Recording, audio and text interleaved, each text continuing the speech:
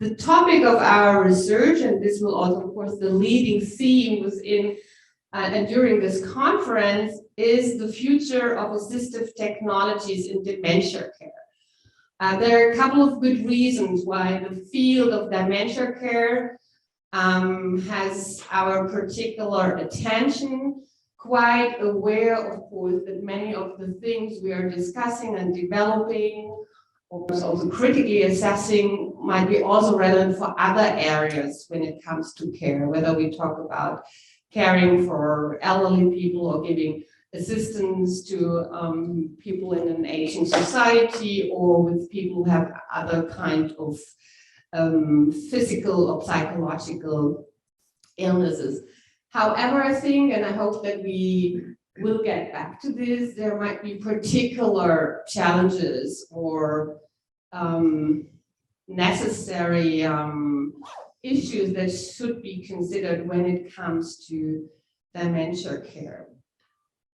So what we will do in the next few minutes is that Mark and I give you a rough insight of what we have done yet within the project, and that somehow fuels into this conference in different ways by our presentations, by the presentation of our colleagues, but also, for example, by these wonderful poster presentations. We will have time during a couple of breaks and also a special session, which I already want to bring to your attention, where this large group also of early career researchers did, I think, the major part of this research. So why is dementia care so much of interest? And I think there are at least three main factors that are, so to say, pointing to this problem or this challenge, so to say, and how to deal with it. So first of all, it's clear dementia, at least if you think about Alzheimer's dementia as one of the most common forms, is clearly linked, at least with regard to correlation to aging. And so if a population is aging like it does in Western industrialized countries, then of course also our challenge to think more properly and appropriately about how we should improve care for people with dementia is yes, try it. You know, this is a conference about technology, so let's try it. Just a second.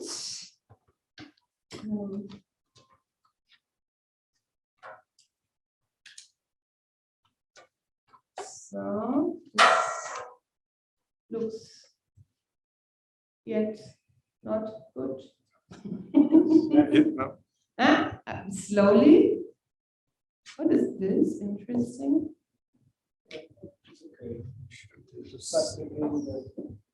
Okay, vielleicht mal einmal die Präsentation. Okay, dann gehe ich jetzt nochmal in die Präsentation. Yes, okay.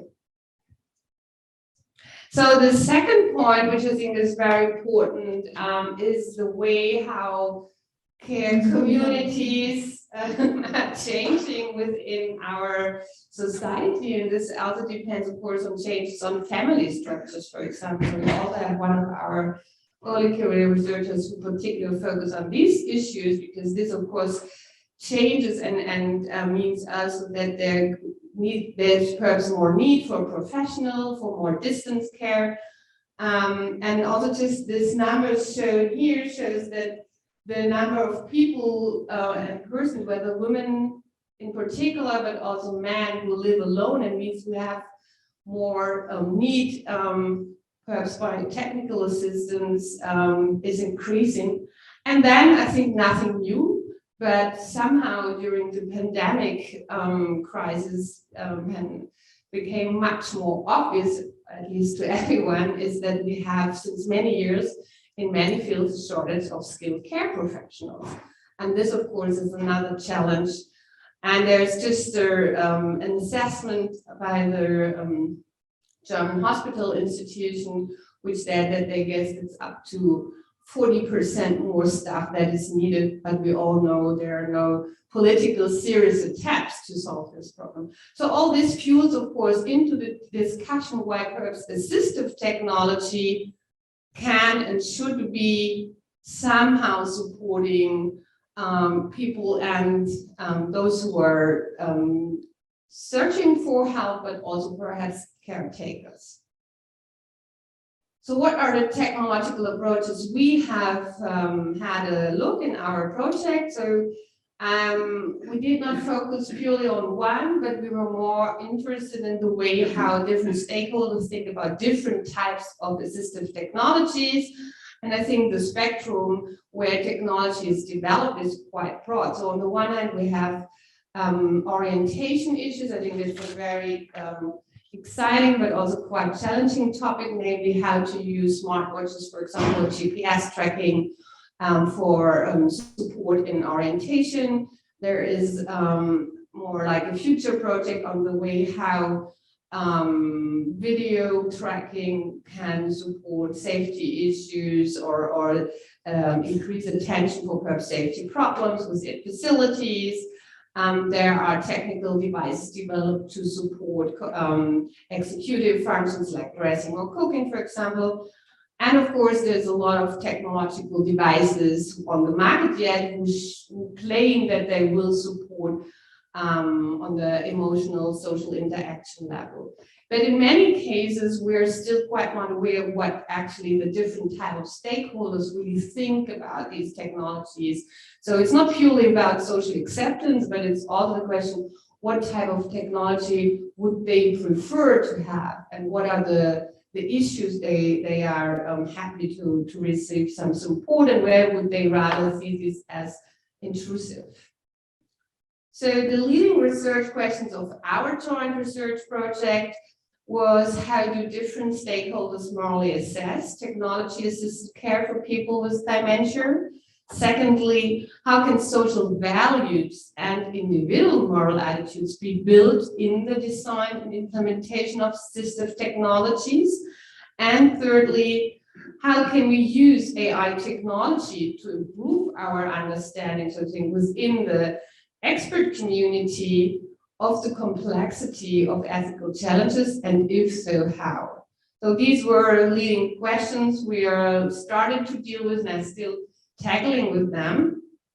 And just to give you an insight how this project was composed, it has quite an interdisciplinary project design. So on the one hand, we had our engineers and computer scientists focusing on technology assessment of different cases, where, for example, Andreas is working more on domestic care, and Stefan and Kirste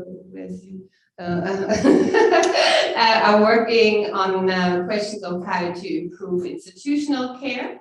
And then on the other side, the opposites, like the Göttingen team and Mark, with his colleagues, we were focusing more on collecting data, what actually different stakeholders think about. And here we're focusing on the one hand, the group of people we call affected people, namely patients and caretakers, and on the other hand, professionals and different type of stakeholders, like persons from care professional associations, or also from patient advocacy.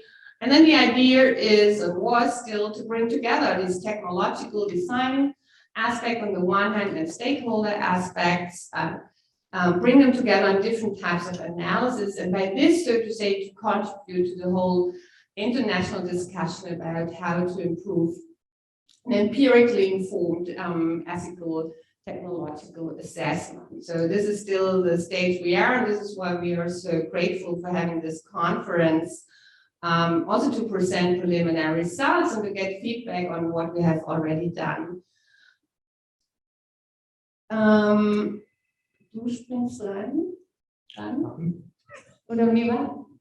Results. Okay. Okay. One word more about what we already did. We have quite a wide range of methodologies we employed. So, for example, we did within the group of Mark Schweda and Eike Buhr, they conducted almost 30 semi-structured interviews with affected persons and family caregivers. And what we also did, and it's at least methodologically, I think also quite innovative, that they use for the interviews these types of comical or design, I would say visual design case studies to support the interviews with persons and people with dementia, not to focus only on what, how to explain orally a kind of case study, but to give this community a bit support how to understand what we were asking. And I think this worked quite nicely, but also, of course, was very important during the development of the methodology. The second part of the study was that we did 40 semi-structured interviews with professional nurses on the one hand, and then more generally, German-speaking experts. Our colleague and cooperation partner from Israel, Hanan Abu-Jabal, she added also to this by conducting over 50 semi-structured interviews with Israeli experts and stakeholders, because we were also interested to enlarge our view how cultural framing, so to say, also impacts our understanding what can be done and should be done. And we conducted also stakeholder conferences, a small one where we invited stakeholders, especially from ethics and the care community. And on the other hand, we just finalized a citizens jury where we also asked a group of 17 laypersons over a period of time in an online conference what they think, for example, the GPS orientation, or let's call it like GPS tracking for person with dementia could be, and under which conditions could be morally acceptable, and what are the political needs for that. So now I'm giving over to Max. Sorry. Thanks a lot, Silke. Very warm welcome from me too. It's great to have you here. Great that the people abroad are listening. I'm just going to give you a few, I'm going to highlight a few findings that we achieved in the project. Many of the respective publications are still in the making, as usual, when the project comes to an end. So it's really exclusive insights in our project work. And first of all, when it comes to findings from expert interviews, as I said, we conducted interviews with professionals and experts in the field of nursing, of care, of technology development. And we found a number of assessments about the relevant framework conditions for assistive technologies in dementia care. First of all, the experts pointed out that although there is an expanding digital transformation in society in general and in healthcare in particular, there's still considerable differences when it comes to digital skills among prospective users of these technologies in Germany. And that's a very, I think, interesting finding too. There's also a tremendous lack of necessary infrastructure for implementing these kinds of technologies. Basic things such as suitable internet supply and wireless internet supply, for example, in many areas of Germany. Then there's still identified by the experts data protection and data security issues as a huge challenge, and also the question of funding of assistive technologies in future routine care. And finally, and that was an kind of impression that was shared many times, the insufficient involvement and participation of affected people in the whole process of political and technology development process regarding assistive technologies. And that's, of course, one of the major objectives of this project, to involve patients and relatives, affected people, and hear about their assessments and their moral concerns. First of all, a few more words about chances and risks as identified from the perspective of professionals, stakeholders, and experts in the interviews.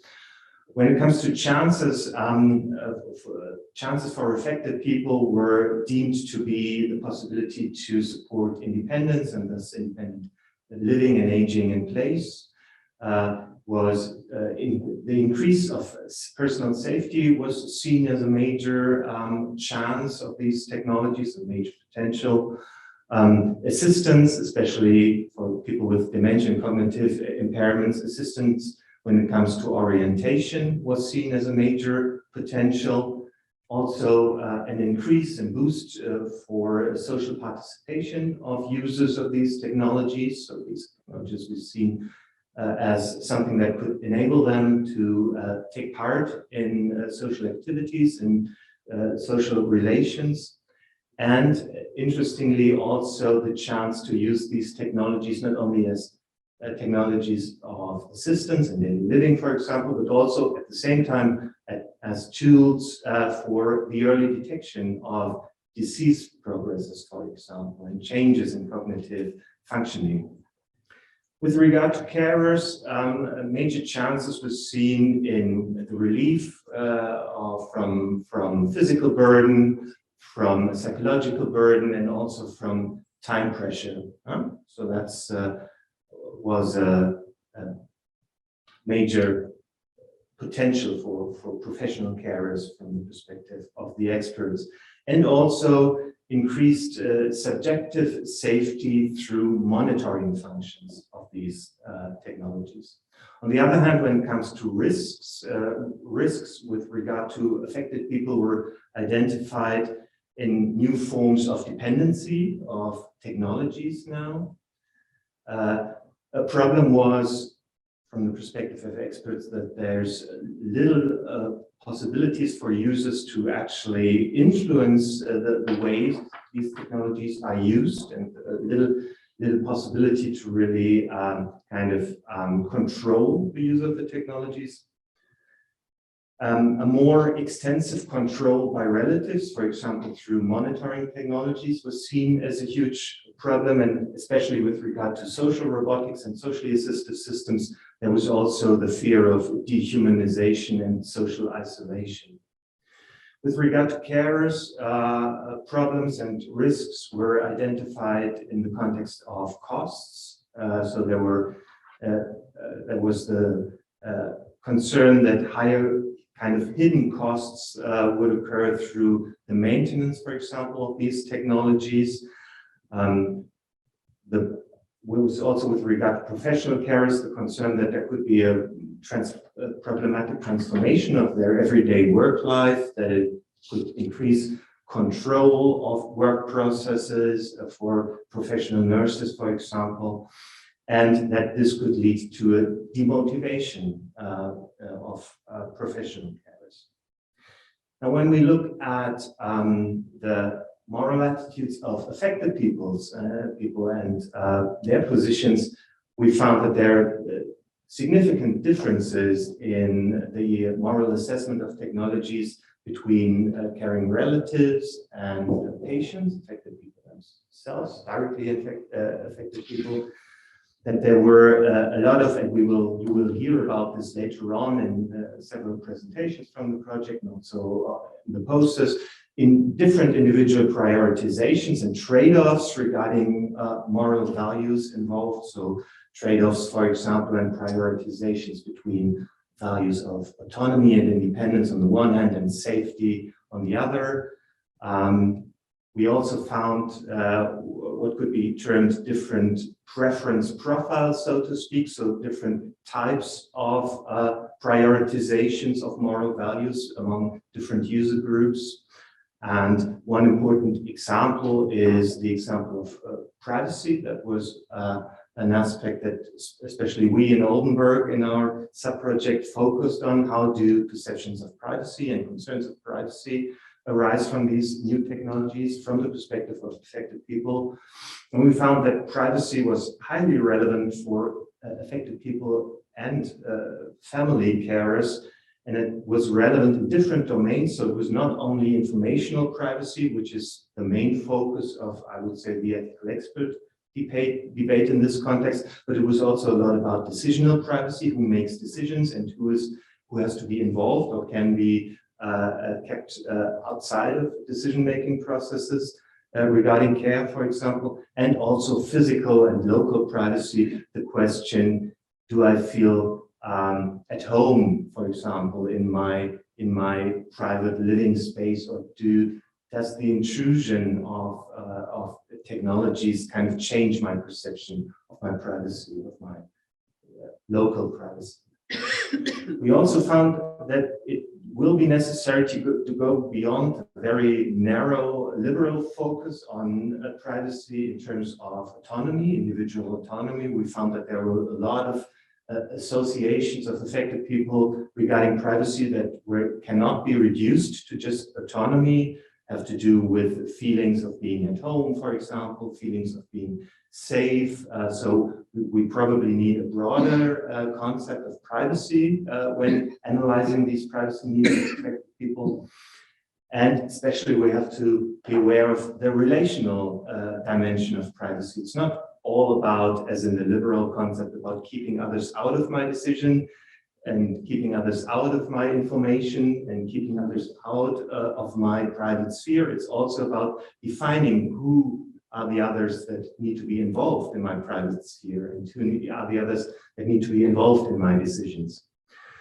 Now, when we think about points that are still kind of difficult and challenging from the point of view of our project, we identified a number of points that we maybe can use as starting points for discussion also in this conference.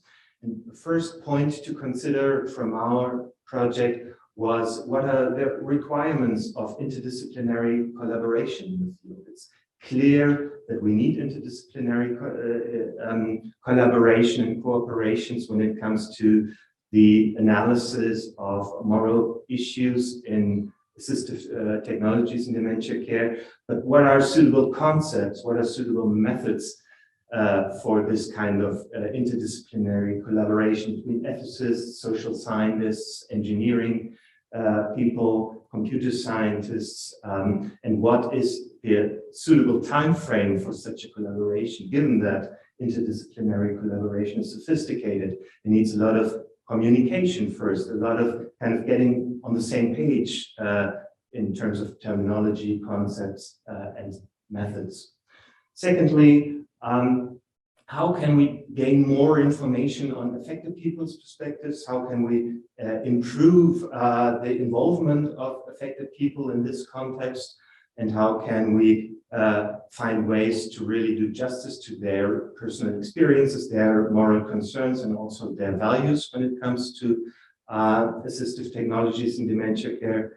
And thirdly, what can be concrete modes of technological implementation of stakeholder perspectives and ethical considerations in the technology? So what can be approaches, and I think we will discuss this in more detail later on, to use technologies to implement moral orientations and moral standards, for example.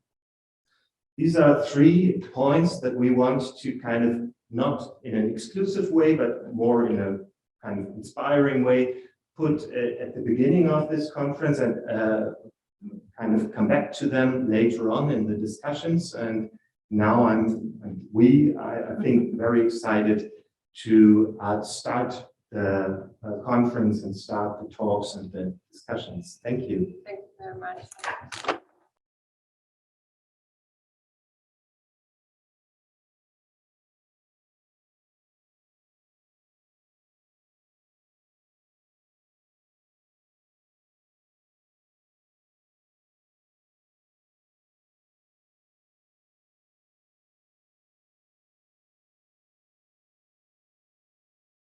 Universities and working together.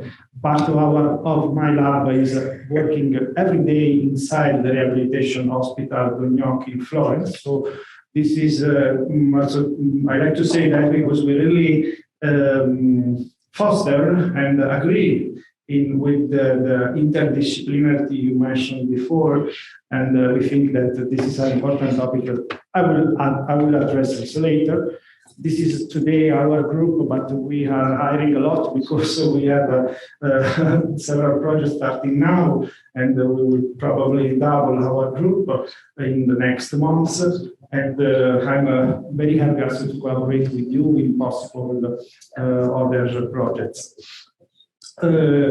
I was already introduced very well, so you have just a concept sketch of our main research portfolio that ranges from human biomechanics to assistive ICT robotics until cooperative social robots and artificial intelligence, and giving also an important part on healthcare assessment.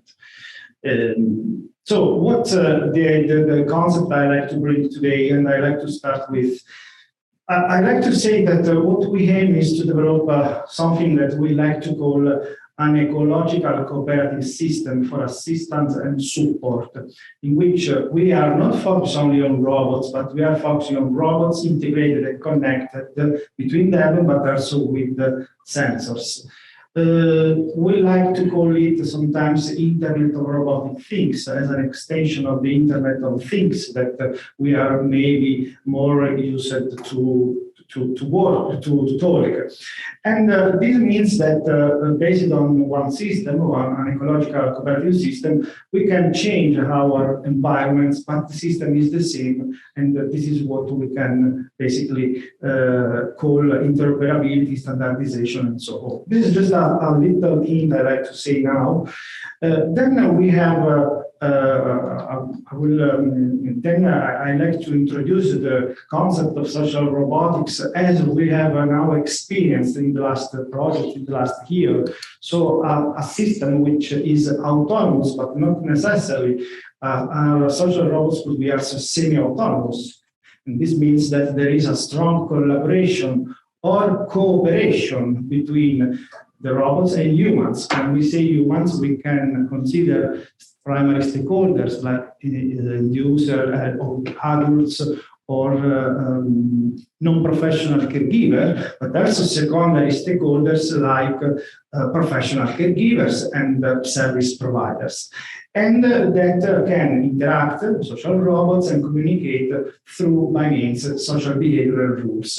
The point on social behavioral rules is fundamental because in order to achieve this robot capability, we have to understand and model how the human communication works. So it means that we have to consider some psychologists, some psychological, physiological, biological, and so parameters and concepts that are necessary to develop the robot capability in these terms. So that's the point.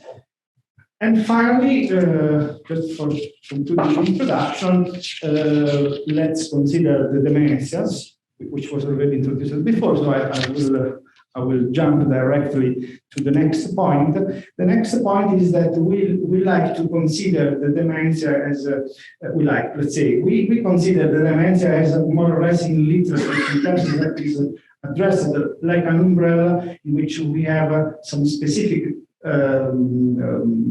pathologies like Alzheimer, but also Lewy body dementia, vascular dementia, until Parkinson's disease. And let's say that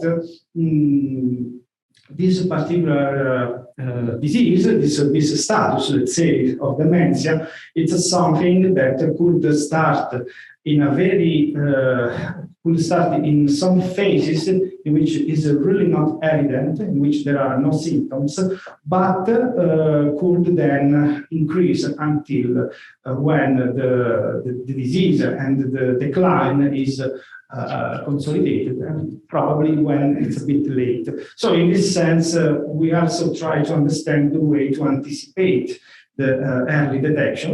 This concept was also presented before, and that's why the status of mild cognitive impairments is a sort of a prodromal phase of the Alzheimer that will be very interesting to consider for prevention.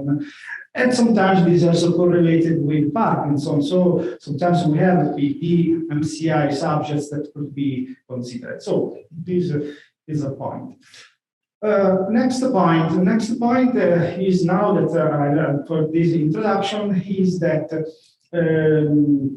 as anticipated before, we are trying to go in the direction of having an evolution of the IoT, of the Internet of Things, and an evolution of the robots themselves. So basically, the idea is that from the point of view of the IT, or if you like, from the point of view of robotics, there is a mutual cooperation, a mutual aided approach that can be reflected in a more efficient way of using these technologies. Particularly, what I like to show is this specific triangle in which we have robots, AI, artificial intelligence, and the Internet of Things. This triangle is more and more being something strictly connected, in which there is a big convergence of these technologies. Because when we think about robots, we have to consider the capability of robots. So what's the capability of robots in a specific scenario? This is a very important question, which sometimes is underestimated. It's not considered. So, I have a robot, I can do this, and this. But how able the robot is to do that? How mature it is to do that? So we have to work on capabilities. And today it's clear that capabilities comes from a very well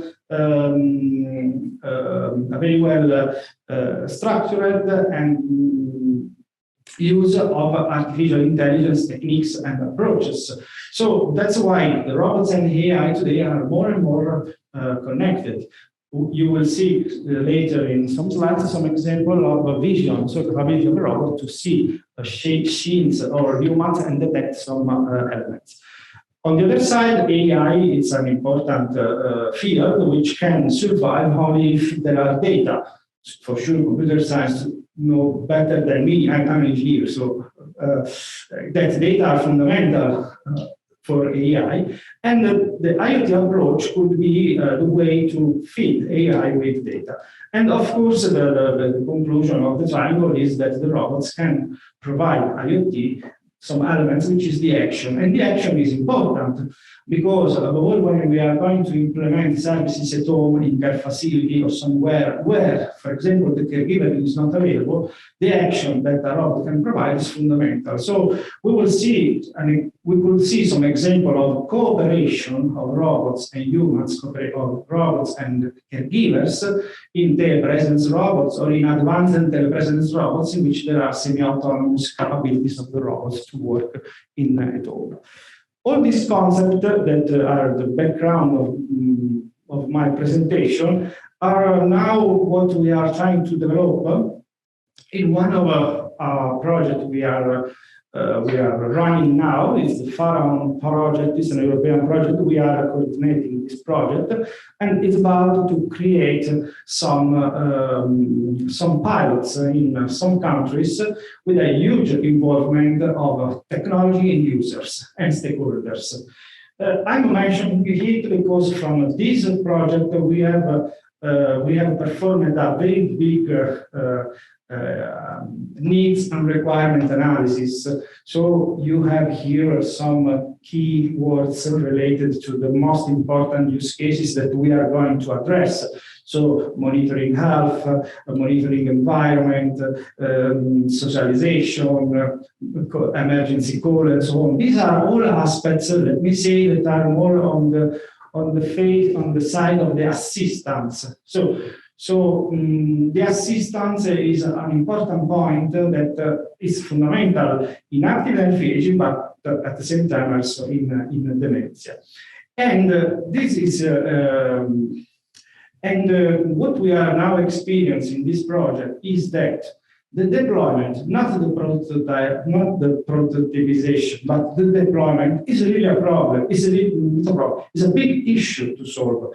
It's a big issue because when you have to put together, you have to integrate a simple system with a video call, video chat, a simple sensors to measure some activity, for example, or sleep analysis and so on. Very simple commercial sensor. You need to develop a huge system of a huge integration. And this integration is not only a matter of technical aspects.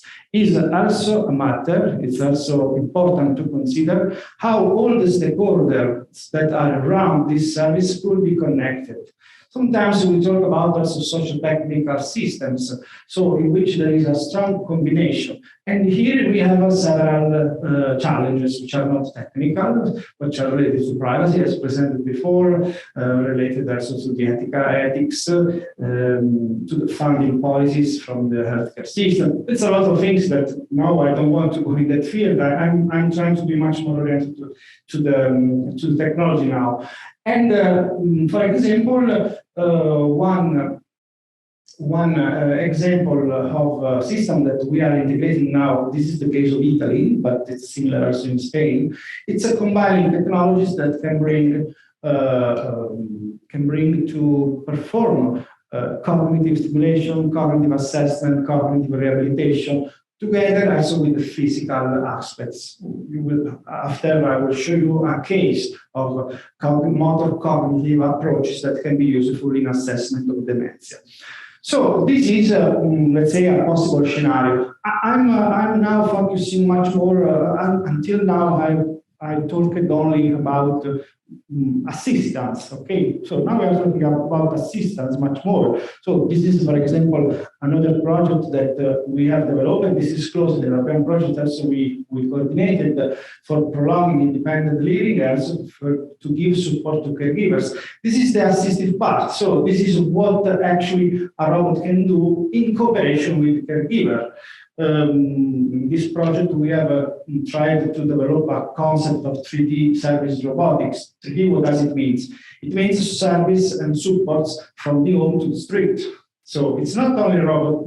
This is the way also to consider in a wide way the environments where the users can be. It's not only the home and the soul, but it's the home, the hospital, the rehabilitation center, are the public spaces and so on. So this is a research project actually, in which this was not this. No, okay. So this is a project that we developed. Oh, too fast.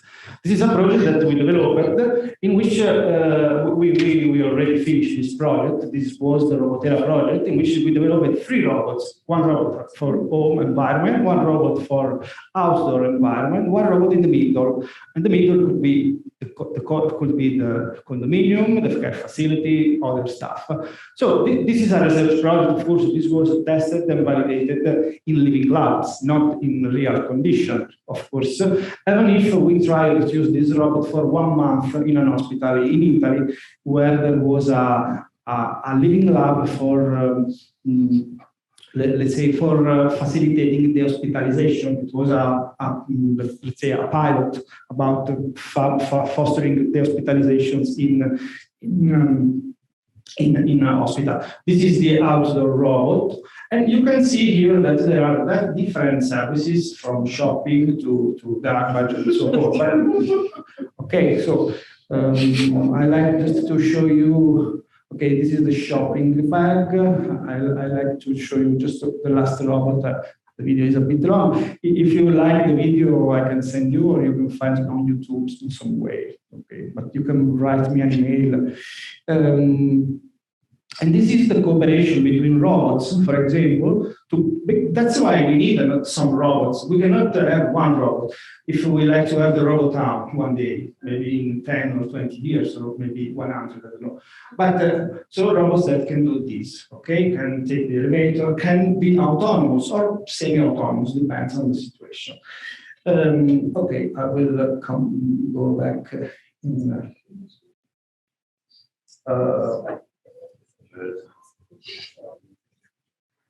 Okay, now. Okay, so now, so that was okay, now I lost my time because I have to take this one. Okay, you will tell me because resetting the presentation now is the time that is starting. Okay, tell me 15 minutes before when.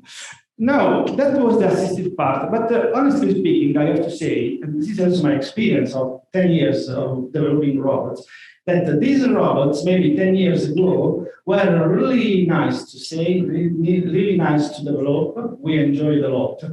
And, but probably a bit higher expectation was rising.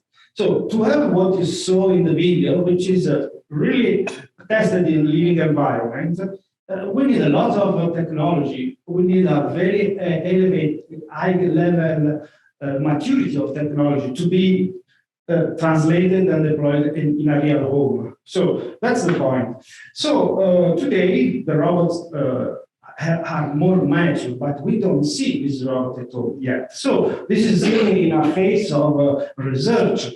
The TRL, as you know, the technology level is growing, but we are not at the deployment phase. We are not at TRL 7 or 8, in which we can validate these robots in a very large scale. So the point is that for some assistive technologies, maybe we need to be a bit quiet. Let's say, let's be clear about the expectation and the capability of the robots. But let's think instead what they can do now.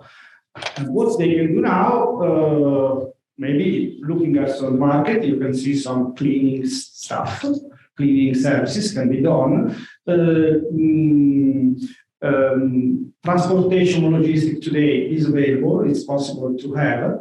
Telepresence is possible to have. And other stuff related to our robot, we should also consider some points. How feasible, sustainable, and also convenient it is to install a robot. So, is it convenient and feasible from an economical point of view to deploy 1,000 robots? Also only for telepresence. Yeah, we should discuss about that.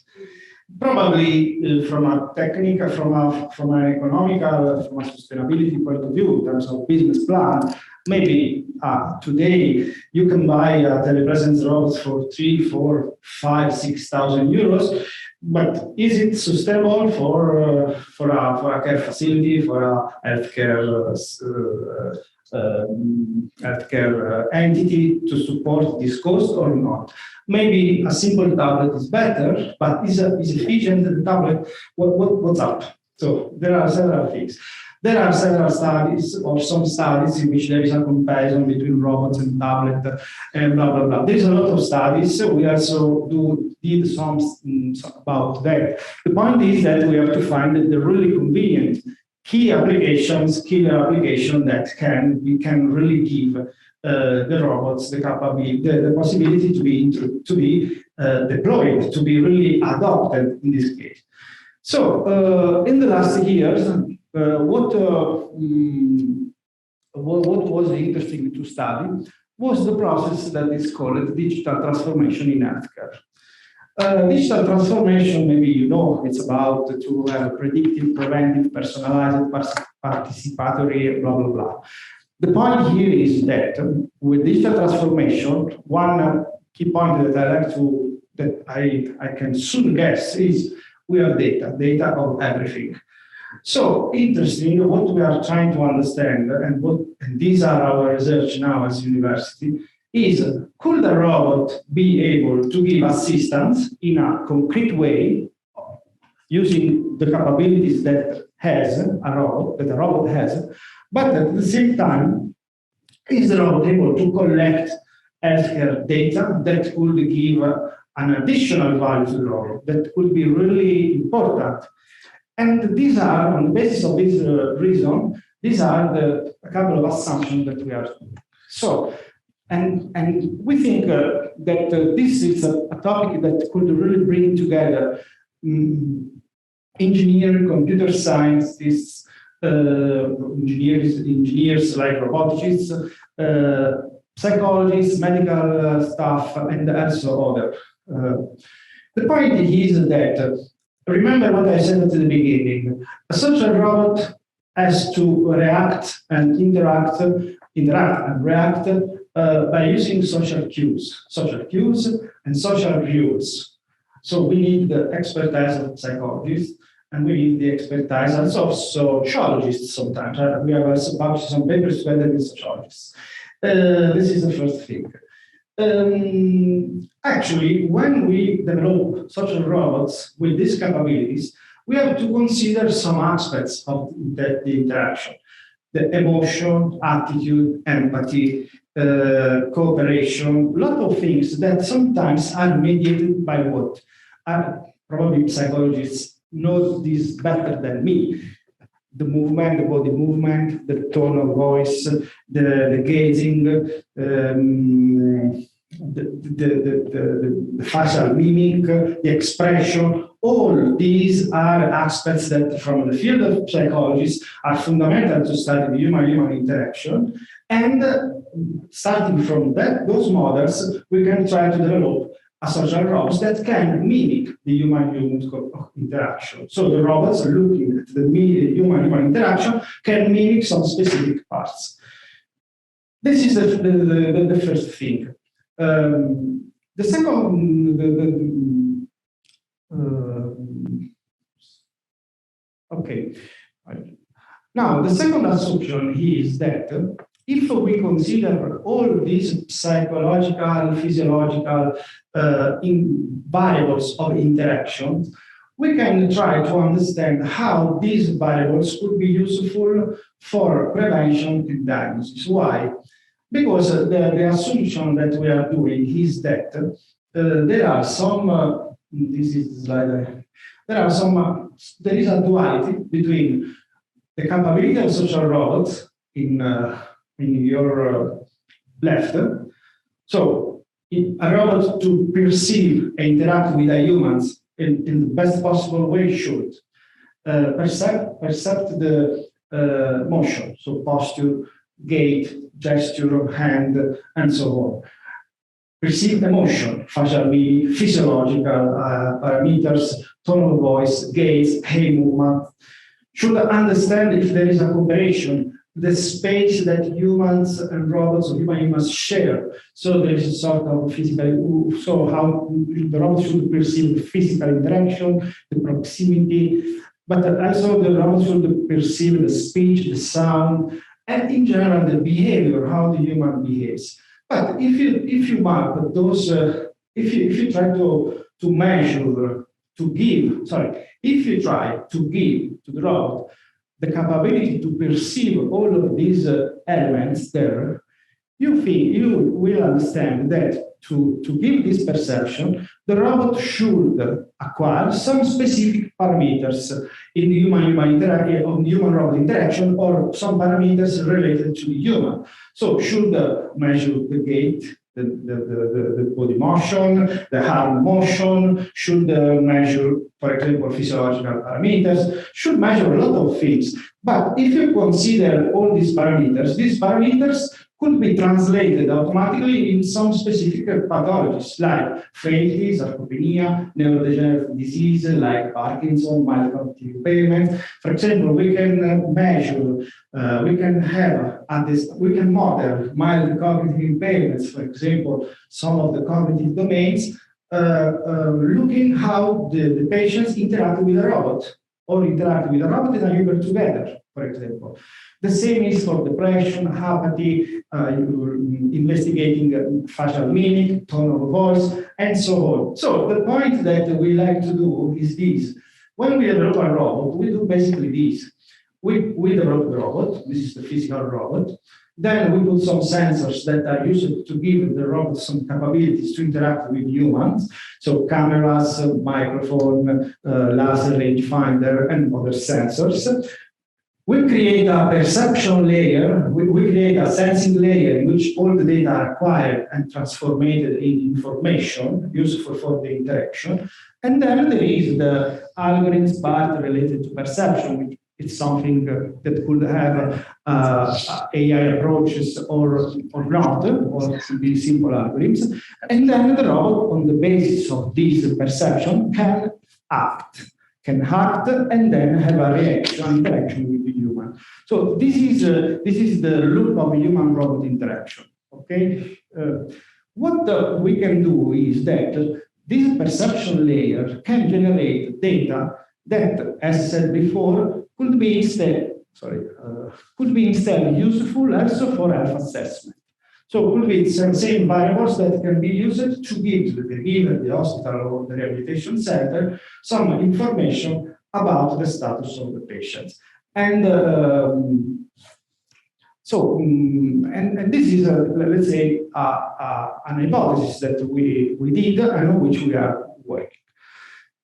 In this sense, so we can have another element we have to add to this story is that when we talk about cognitive capabilities, we have always the other side, let's say, that is the motor skill. So often, always, let's say, I'm not a medical doctor, but as most of you knows, cognitive abilities are strictly related to the motor skills. And this is also important to consider. Why it's important? It's important because for us as humans, it's more simple. For us, based on the technology we have today, it's more simple to measure movement than what happens inside the brain. So if there is a connection between the cognitive decline and the motor decline, of course we can, let's say, start or make efforts in measuring motor and then try to model what happens at cognitive level. So, and this is what we can do. So putting together all these points that I have presented to you, so the presence of a robot, the robot that can assist, but at the same time can collaborate with humans, and at the same time can extrapolate basic fundamental data of the interaction that can have interesting applications also in clinical settings, then we can create really a novel system and also novel clinical protocol to assess the main, let's say, dementia-like pathologies. And this can bring us also to identify some specific patterns to early diagnosis, some behaviors of the humans, of the patients, the whole 5 minutes. Okay, so now I have to run a lot, okay? And that will be a really good value of the robot. So this is what we have put our money as a researcher. So now let's see some example. So I gave you, I hope, the main concept. So now let's say that in this case, if we are a robot, a human, that can interact in specific exercises that are, of course, exercises mediated by the clinical staff. So exercises that we know that could address some specific cognitive domain or could address specific motor capabilities. If we know that during the interaction, we could see some difference between healthy people groups and patients groups. So including MCI, Parkinson, and so forth. And in this case, from the interaction, we can identify some anomalies that could be available, could be present in patients. And this is what we achieved, basically. We are demonstrating. We have some relevance, some results at the moment that you can find in some of our publications, but some other works are still in progress. So in order to develop the interaction between human and robots, we should work in terms of, as I said, in attitude, engagement, empathy, emotional recognition, behavior recognition. These are all the aspects. I will now go directly to some example. This is the case of sarcopenia, for example. This is a robot that can be used as a walker for supporting or for rehabilitation. a robot that can also check how the person is working using a camera, which is in the back part of the robots, or can measure something in terms of facial mimic. These are all elements that can be used for what I said before. So imagine here that there is a camera here. Oh, sorry, there is a camera here in the head. Let's go down a bit faster. Here, there is a camera that is looking at the back, so the face and the posture. So you can measure the gait capability of the human to work. So we can have a big gait analysis. Gait analysis, and gait analysis and neurocognitive disease. There is a lot of literature about that. So you can see here the legs of the human that is moving, and the robot can measure. In this case, the robot will be also more and more precise than the human. Okay, but really a lot. The robot can be used also for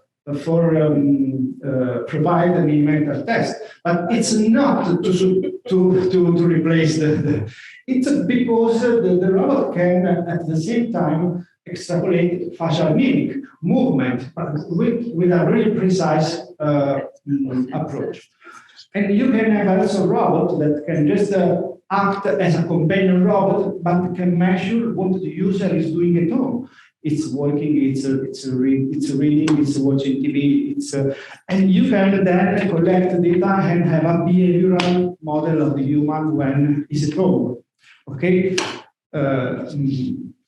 We also tested another robot. This is the Buddy. This one was Pepper. This is the Buddy, another project in which when the robot is trying to have a conversation, free conversation, we can measure the positive, neutral, and negative attitude of the user. This could be also related to apathy. We have worked with a center in Nizza in France in apathy. So the apathy is also another important aspect to consider. And this will be done with a robot. Or we can have also other conversational scenario where that we have investigated, in which, for example, we saw the difference between a robot which is interacting with a human, which is static. Sorry, this label should be here. So there is a difference in the interaction between human and robot. When the robot is static, so it's like a totem, and when the robot can move the hand, can move the neck, the gaze, there is another way, and there is another reaction. So and this reaction can be measured. We can use then robot person to recognize specific physical exercise that could be integrated in rehabilitation, that would be integrated also with the gamification or other sensors. And this is interesting, and I'm going to finish. This is interesting because we demonstrated, this is one of our publications, that there is a difference between MCI and healthy patients in simple tasks like reach, grasp, and cooperating with another person. So we did an experiment in which the user, the patient, was asked to make a manipulation task towards him or herself. So, for example, take a glass and drink. Make another manipulation task which is in another direction. So, for example, take a bottle and put the bottle in another place. So it's a manipulation task which is in another direction. Or another task in which there is a human and there is a cooperation task. So take the bottle and give the bottle to. And we saw some differences between the biomechanical movement of the user, of the patient, of the subjects, if they are mild cognitive impairments or not. So these are parameters that only a machine can see, sensors or robots. Humans cannot see. So that's why the robot can collect the data. And now we are planning to use a robot, not a human, not only a human. And in this way, we are developing some manipulation capabilities which follow the LABA movement. I don't know if you are aware of this kind of movements that come from the field of dance. So there are some LABA, and so with movement you can express, you can be aggressive, you can be sweet, you can smooth, and so on. And that's why we are investigating, these are working, different approach to give an object to the user and see the reaction of the users. Okay. Okay, I'm going to. And based on that, the last point is that we have also adopted, sorry, I'm going to finish. We are also published and tested the so-called protocol motor cognitive dual task. So we are to say to the patients or to the subjects, do a physical task, but at the same with robot or without robots, as I showed you before. But at the same time, try to have a cognitive load. This is the mild cognitive dual task. This is a way also to isolate a lot the motor capabilities of the user, because the capability of the brain to restore and to plasticity of the brain can really compensate some deficits. But when there is a cognitive load, the brain will not be able to compensate the motor deficit. So this is what we have developed, also using sensors. This is IoT, and we developed some specific protocol. So this is what you find a lot in literature: walk and count backward from 91. Counting backward 1, 3, 7. But what we did, measuring a lot of parameters, what we did is to use also the upper limbs. So, and this was also performed with, we developed this matrix with different level of cognitive loads and different level of motor loads. So this is the magic metric. This is what we are publishing now. This is in progress, this work. We don't have we have one maybe publication on scientific report. So we have a low level of cognitive, of motor cognitive. This is also important from Parkinson's disease work that I'm not going to show you. This is a higher load, and this is the highest load. You can see here you have these two thumb or two finger tapping, and so on. Okay. And the same can we do the dual task using a robot that can follow the robot, follow the user. This is the case of not following. Okay, this is the part I like to see you. So the robot could be a sort of coach or mediator to provide the motor cognitive dual task. This is a bit in research phase state. Okay. Finish, sorry. Okay, so I think I don't need to say too much about that. So as you can see, the potentiality of robots is to collect data to be implemented in clinical settings, or also in let's say settings which are not clinical, like at home, but that at the same time can collect data that can be useful. This data could, let's say, give the robot those value propositions that could maybe give them the much more potentiality to be adopted. Okay, I focused much more on our technical background, but also a bit on our, we are bioengineering as a background, so mainly engineer, but I focused my presentation on technical background with application in healthcare. But of course, there are a lot of stuff that has to be considered. You know better than me, I think. Okay. Let me invite you to our conference, Social Robotics in Florence in December. If you like to prepare a workshop, or the line for paper submission is ended, but if you like to prepare a workshop, you are free to participate. And let me give you this information. Our farm project I presented before is going to launch a cascade call, so projects of 200,000 euros. Or so if you are interested to create a pilot of application, you are free to participate. These are and thank you so much. Sorry if I'm a bit long.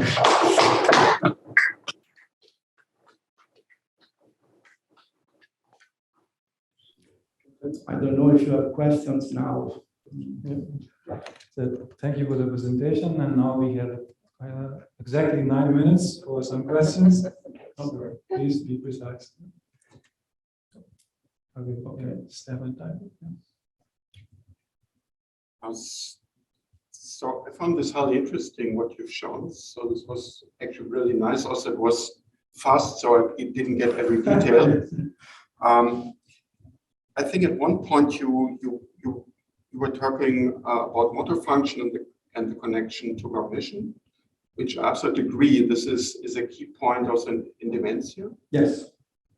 So I think one concept which actually also bridges these two domains is function of patient. Mhm. So a patient can have an everyday dysfunction because he or she can't move, or because she or he doesn't have the memory about the task. Yes. In the end, the patients are more interested in the function because they want to do something. And I'm not even so much interested about only looking at the cognition or the motor function. So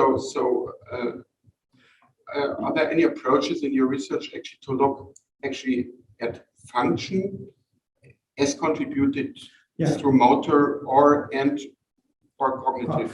Yes, if I understand your point. This is a good point. I didn't address this too much actually. You are thinking, for example, to the executive function of a person.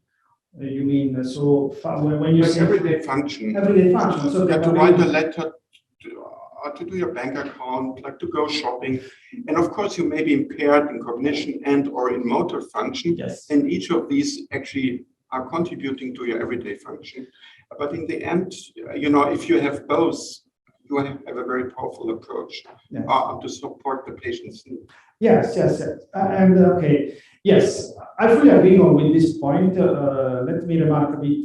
So at the beginning I said, let's have an ecological system that can be used at home or in hospital. So in which we can measure a lot of things that can be then multiplexed or demultiplexed as we need. In this case, I think that if we have a robot that can observe and understand, let me know if I got your point. During the daily living, if a person is having the same routine, okay, so waking up, breakfast, cooking, and so on. But also when cooking, if he's performing the same routine of cooking, not missing stuff or changing or making some errors. Yeah, I don't know if this could be an approach, and this could be actually done. But in this case, we are still in a research phase with the capability of a robot to just observe. So if you have a pepper at home which is doing nothing, more or less, it's just like nice things to have at home. In the reality, it can observe and can say, okay, you did this, and this with a specific timestamp. If you put all this data together, you can get this. We collaborated about that with the Harriet Pat in Edinburgh. They developed a living lab in which there was actually some patients, some subjects were invited and were asked to make the preparation of tea or coffee following specific rules, and also having some inputs during the phase just to test. So this could be an approach. I don't know if could be. Yeah. But of course, this is the next question now. Okay, sorry. So, yes, please. Yes, I had a question concerning social robots. So you talk about the human interaction and then the human robot interaction. Yes. And then you want to apply these robots in the clinical setting. As you know, in the clinical setting, empathy is very important. You know, how a physician can show empathy. And I was wondering, because you seem to emphasize the cognitive and the physical dimension or states, that the affective state doesn't seem to be part of the way you analyze. Mm-hmm. And I was wondering, do you think that robots at a certain point will be able to show empathy? But I think there's a philosophical question, because empathy is to understand what it means to be in your shoes. It seems to me that the shift from the biological to the whatever it is made of, there is an issue here, and it's a question that with the medical students we're trying to wrestle with. And I was wondering if you have any thought on this. Okay, yes, how to show the empathy. Yes, I think that for what I see in literature, there is the trend to develop robots that can express and some emotion and express a certain grade of empathy. Not compassion, empathy. Empathy. Yeah, but it's much deeper. Yeah, yes, emotion and in some grade empathy, which is something, different. It's much more, which probably has to be also well defined. And also, I will add another word, is engagement, from the one to the other, human and robot. We tried to put together some definition of engagement, for example, and we are still trying to fix the definition. So for sure, the trend in research is this. How to show? Today, we are not able to show too much. We can show very, let's say, plastic or something very discrete stuff. But there is the field of soft robotics, for example, in which you have let's say, human-like faces that are in the, I don't know if you saw the Sophia robot. Yeah, it's, but you know, there are a lot of other aspects that I think should be considered. The concept of uncanny valley is one of them.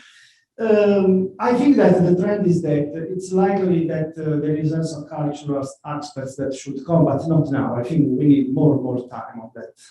I think what we can stimulate now is something simple, something, if I have to make a parallel with a WhatsApp or it's an emoticon there. So the robot now is a little more of an emoticon, which is not a small gap. It's good. But I think we are, if I have to make a parallel, we are there now. I prefer the robot because there is much more, but we have discrete parts, I think.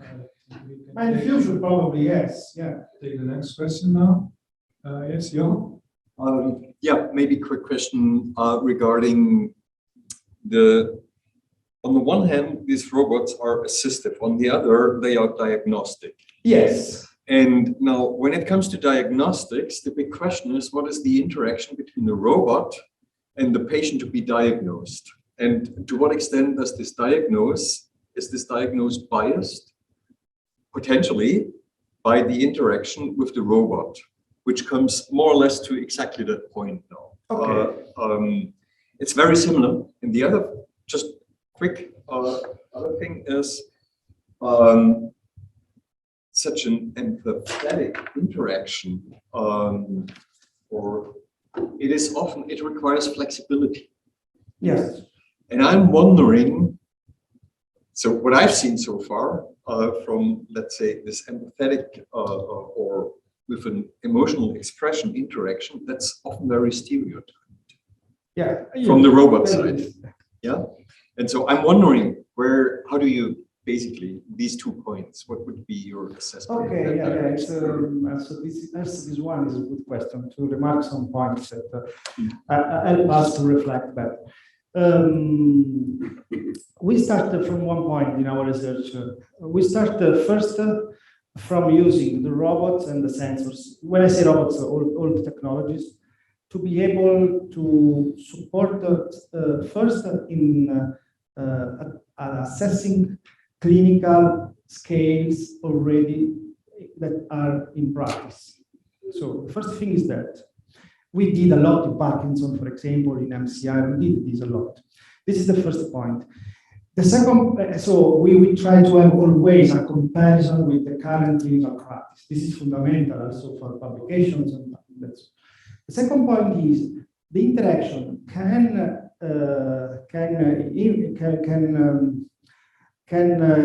be a bias in the measurement. This is the research topic in which we are. In some way, we are building this because if we can influence the interaction, we can do something. Actually, we can better identify and define some exercise of interaction, some cases of interaction in which we can better address a specific cognitive domain. So in some way, we like to do that. And that's why when we do this, then we try to have a comparison with the critical scale, which Yes, on the other side, we have to say not always are so precise as we are doing. Think about Parkinson. We use a lot the UPDRS, which has some quality, but also some problems in terms of accuracy, let's say, or precision. But it's another story. The sensors can measure with a more higher precision and accuracy. So in some way, we do this to better understand what happened. Yes. So yeah, maybe one question. Online question from Martin Herpers. Are the robots accepted by the dementia patients for a longer time? Is there a limit of illness for using robots? There is a Limit of illness for using robots. Okay, concerning the acceptance, we did a lot of studies in terms of acceptability, usability, using old models that are old methodologies that are, let's say, used mostly in the literature. For a long term, what I can say is that we did a specific testing lab or in clinical settings. The longest test we did is with a telepresence robots. It was around almost 300 days with 5 telepresence robots during COVID. So that's why it's also important to have some piloting projects.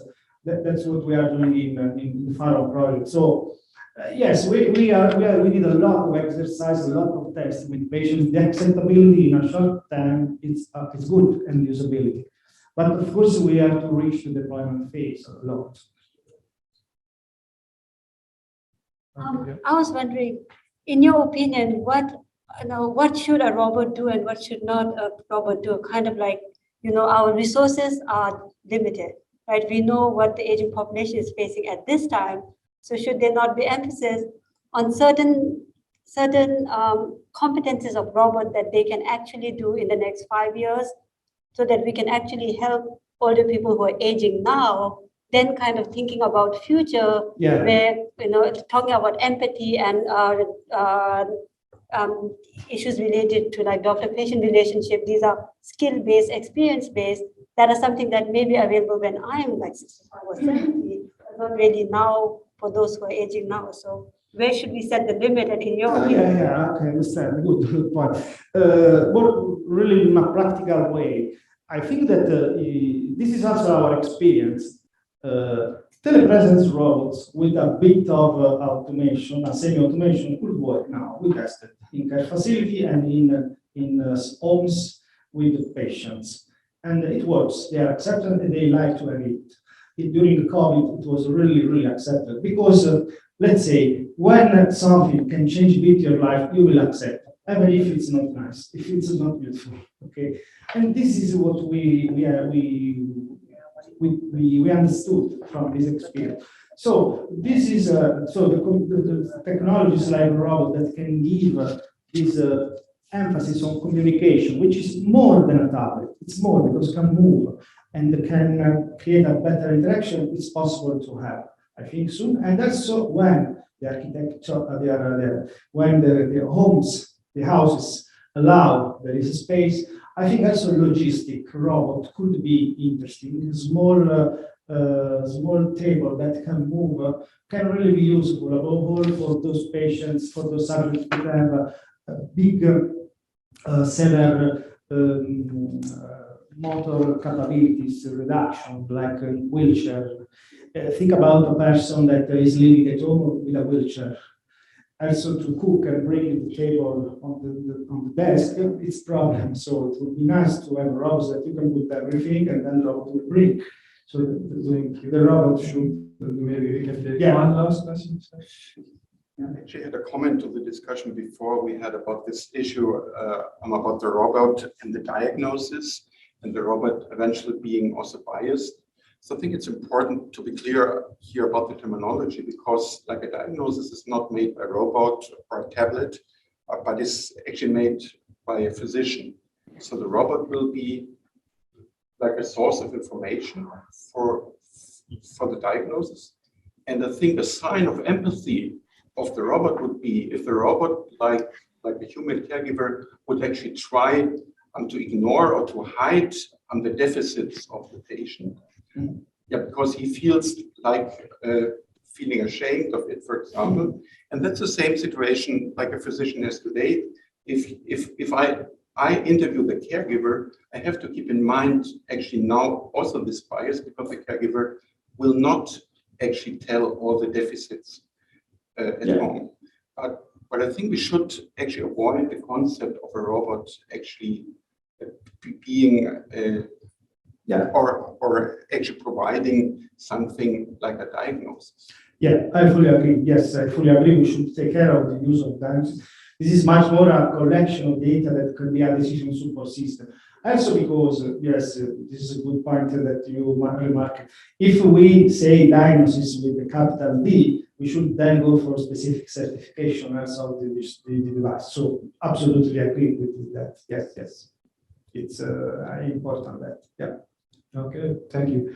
For the next section, I invite you. Okay, sorry if I missed people. Thank you so much.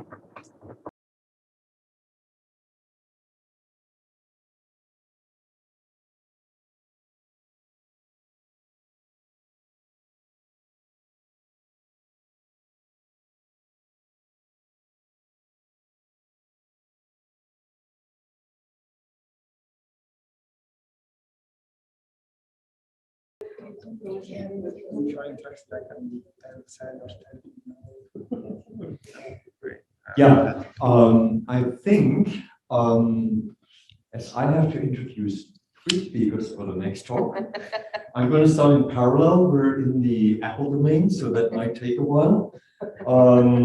And so I first, so the title of the next talk, you can't see it yet, is Value-Sensitive Design in Practice, Insights and Challenges. It is given by Professor Kirste from the University of Rostock, a computer scientist. He's the head of the Multimedia Information Group, the director of the Institute for Visual and Analytic Computing, and he is a founding director of the board member of the Interdisciplinary Department of Aging of Individuals and Societies. His research interest is in AI methods for dynamic system and assistive systems. Co-author on the talk is Professor Andreas Hein. He's from the University of Oldenburg, a computer scientist by education too. And he's a professor of assistive systems and medical technology, and the chairman of the executive board of the health division of the Office Institute for Information Technology. And his research focuses on assistant systems for medical and home care, and robotics for assistant systems for surgery. And then we have as a second co-author, Professor Teipel, also from the University of Rostock, not a computer. How this works out. I mean, this has been planned as a kind of commentary to the previous talk by Filippo, and indeed it goes in this direction. And as you will see when we discuss the aspects of one thing is, well, when we have this assistive technology, how do we evaluate it, how it affects values that people may have. So first, to synchronize you a little bit with the kind of assistance we are thinking about, we call that subsidiary assistance. This is a very ancient example for an assistive technology. This helps people in properly washing their hands in the time of Corona. This is indeed an important tool, by the way. Anyway, and it will monitor this by a camera and then simply inform people when they have forgotten one step in this complex procedure. And in certain advanced stages of dementia, it indeed is the case that you may forget one of those steps. And how will the system work? If everything is okay, if you go to the clinic space and turn on the tap, then this is logical to do that. So the system would say simply nothing. If the first thing that you would do is, well, take the towel, it then would say, okay, it would be more helpful to first turn on the water tap. So what is this kind of assistance? It is what we said, subsidiary assistance. It only intervenes, it only provides hints if the person is not any longer obviously able to perform a certain task by herself, by himself. Only then will the system intervene and interact. By the way, that is at the technical level a very interesting challenge, because the complexity of state estimation is much larger than if you simply provide a patronizing and supplanting kind of assistance that will guide a person simply through a normative workflow and simply predefine the plan. And this is simply not what we want to achieve. Okay, this is as a background the kind of ethical, the kind of assistive technology that we are talking about. And now the thing is, okay, how do you evaluate for this kind of technology? How do you evaluate what effect it has on ethical values? So there are, and the most important thing is, how do we make sure that such a thing does not violate a certain set of ethical values? And another thing that this we can have two perspectives. The one is we can look at how the IAT thinks when it deliberates on a certain decision of what kind of intervention to provide. So there we could, for instance, look at, does the machine use value-based reasoning for finding or for selecting the action? The other thing is to say, okay, we are not interested in how things think, we are interested in what they do. So we analyze what the IAT does, and we ask ourselves, does the machine's actions, what it really does, do these respect the values? And the second perspective is interestingly agnostic to the machine's reasoning methodology, and it focuses on the effect of machine actions, and it's, so to say, possibly rather from the viewpoint ethics of responsibility, rather the ethics of attitude. Also verantwortungsethisch statt gesinnungsethisch, for briefly switching to German. Okay, and how do we do this? And the basic idea is obviously arises from what I just said. We evaluate the machine's actions with respect to adherence or violation of a set of values, and different assistive strategies may receive different scoring then in this evaluation. So we compute a score and how good or how badly such a system will reflect those values. And then the design strategy for an intelligent assistive technology would then be straightforward, sort of. We simply develop a strategy that maximizes the scoring in the ethical compliance quantification. So this means try out different strategies and then select the one which gets the highest scores there. Well, sounds a little bit simplistic. It is. Two challenges. The first one is, well, how do we observe a machine in action? We can, of course, put a machine into the real world, having it interact with real users, which has two challenges. The one challenge is when we are just evaluating different assistive strategies, it may be unethical because these strategies are not tried so far. And we want to experiment with a wide range of possible strategies, simply to see how far can we get or how bad can we get. And on the other hand, it's of course also a logistical nightmare. So one solution then might be to put the machine into a sandbox, observe its behavior there, and this means we put the IAT into a simulated environment. And doing this allows us later on to focus real-world experiment only to those assistive strategies that have survived this sandbox test. And well, this basic idea, the question is, can we do something really like this?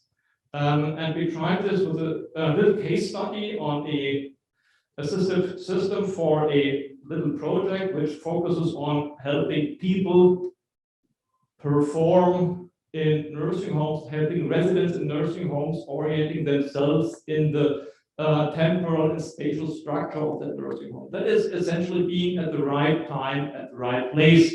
And the idea there as well, we have this little smartwatch kind of bracelet that would have some kind of embellished calendar, which also has the ability to provide indoor location information, and then will prompt people if they go in the wrong direction, which direction is the correct one, or if they do not get off at all, then this would now be the time to go to physiotherapy. And the central design parameter of that thing would be, okay, how often does that thing, if a person is losing orientation, how often does this thing ping the person before giving up and calling a caregiver? This is this handheld parameter. And of course, such a thing affects a number of values. For instance, a value like privacy, because it tracks and monitors persons. the value of safety by calling a caregiver too late. So, okay, I ping once more and I ping once more. Oh, the person was bad idea. I should have called the caregiver earlier. Or autonomy. Well, I do not ping at all. I immediately call the caregiver. The person is completely guided all the time. So it's another world effect. Or inefficiency. Well, every time I call a caregiver just to guide a person from A to B, the caregiver is not available for higher value work. So that's another value effect of that. How would one simulate these things? So one thing is you would look at, well, how does a person with dementia, a resident in nursing home, work? How does it operate? Well, there might be a daily schedule, and at certain times there are scheduled items, and if such an item is scheduled, the person might get up and try to find that location, walk there. And when the person walks there, because persons get disoriented, well, they may lose their way. And there might be some parameter that describes the probability of losing the way. And here we have a person that's fully oriented, never loses her way, and here is one at the level of 50%, whatever that means in the detail doesn't matter. And here is one where essentially in every way from A to B, every movement from A to B, we have disorientation. And then we have the assistance functionality. So if a person with dementia becomes disoriented, the nurse can guide the patient, or as we just said, the smartwatch can provide orientation aids.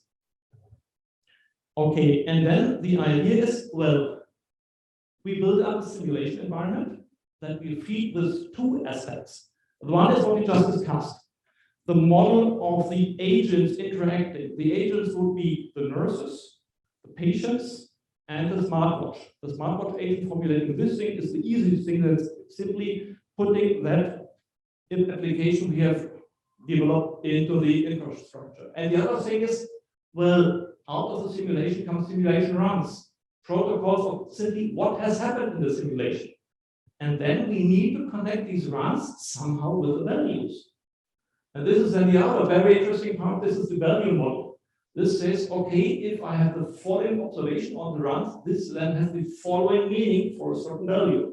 For instance, the autonomy might be defined by saying, okay, it's the time guided divided by the total time traveled. If there is no travel time, if there is one minus, if there is no guiding time, there is no loss in autonomy. If the whole time is guided, the whole travel time is guided, it's complete loss of autonomy.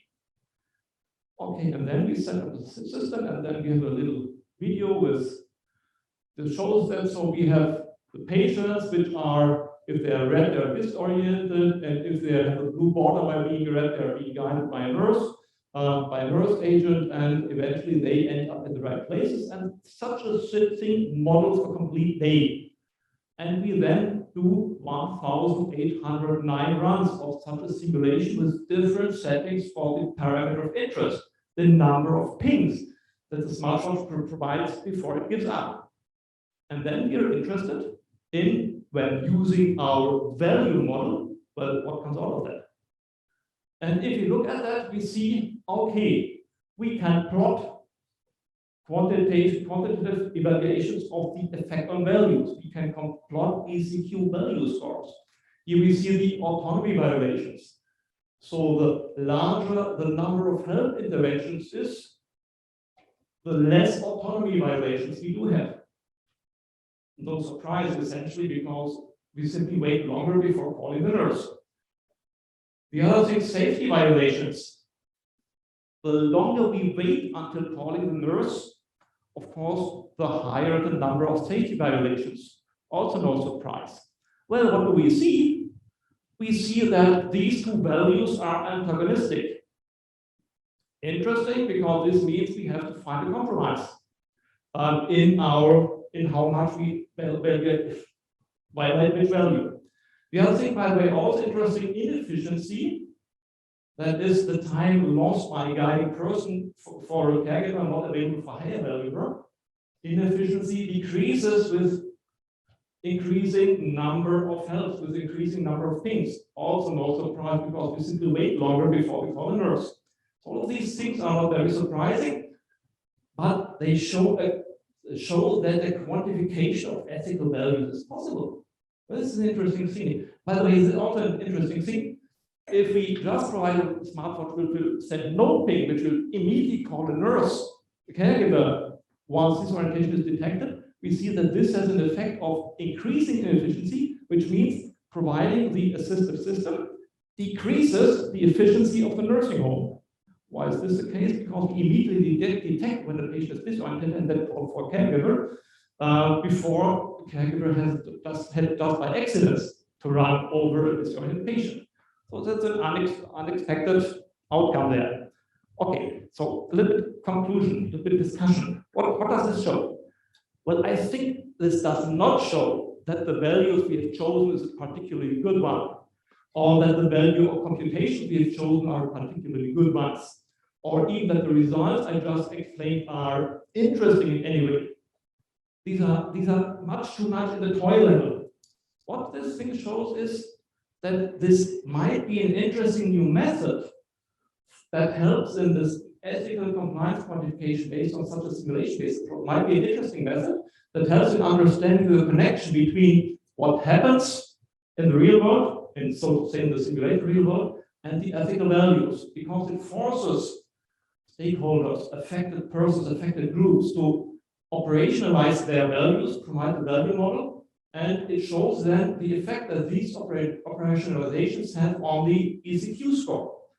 And this, to come back on this, well, if we have these value operationalization, ECQ makes it very easy to experiment what is the effect of different assistive strategies. However, before being able to do that, ECQ requires that we make explicit how is the value connected, or how is the value score connected to what happens in such a simulation. And for instance, you might say, okay, safety is 1 minus time disoriented divided by total time. So if there is no disoriented time, safety is top value 100%. If the process is disoriented all the time, safety is 0. But this may sound plausible in the first place, and then you see this plot.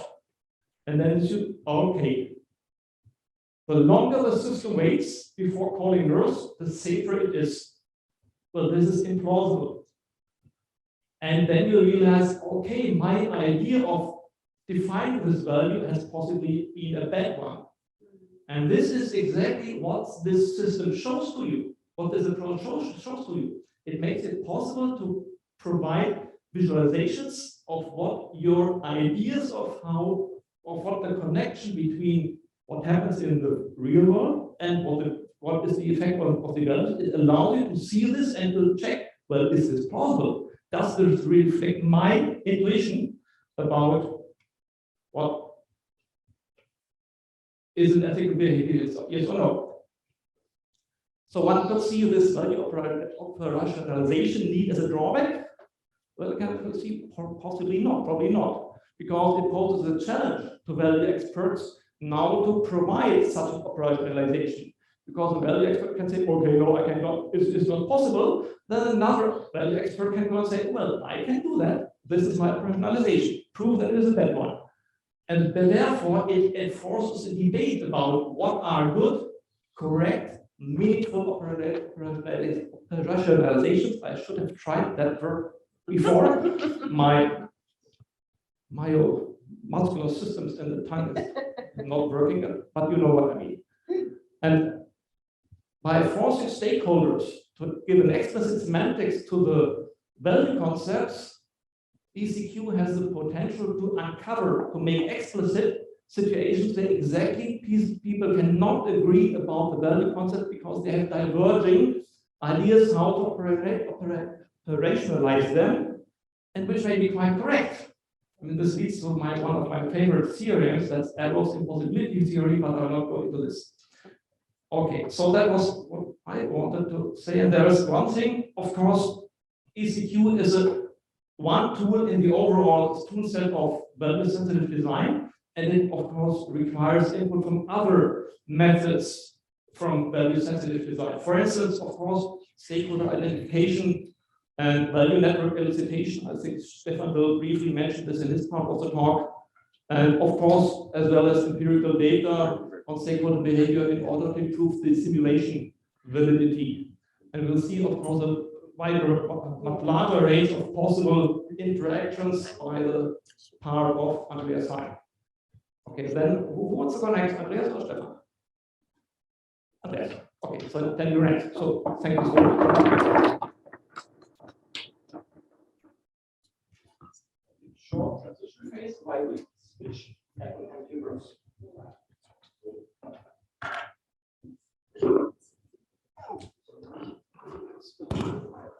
Dafür keine Discussion. Discussion ist dann im Nee, ich würde die Discussion. Maybe we can just sake of time. If there's any question directly on this talk, you wanna anyone? As long as we switch devices. Please. Yeah, thank you. Maybe just really quick question. At one graph of one visualization, it seemed that the violations of autonomy decrease the longer time it takes a caregiver is alerted, right? But a smartwatch still makes a sound or tries to reorient the wearer of the smartwatch, right? Yes.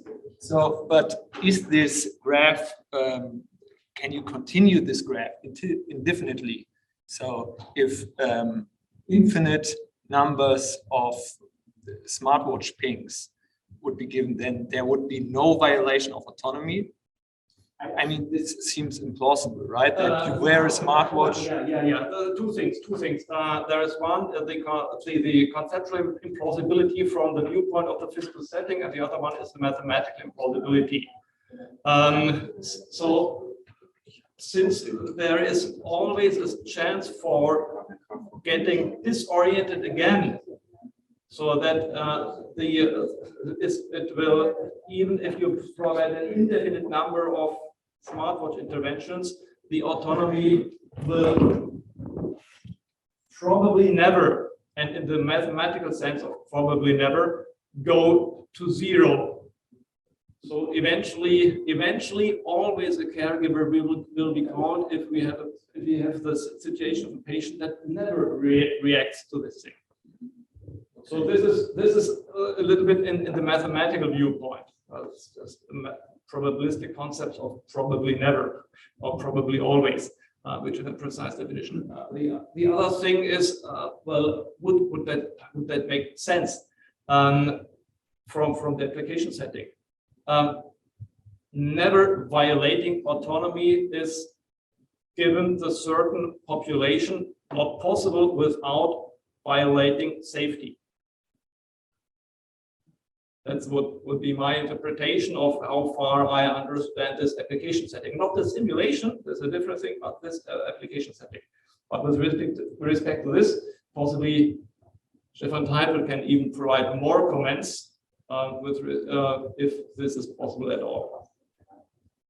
Did I answer that question correctly? Yeah, I mean, I think I wouldn't assess this in terms of autonomy. I wouldn't feel violative in my autonomy if I would wear a smartwatch which would be continuously beeping or making a sound.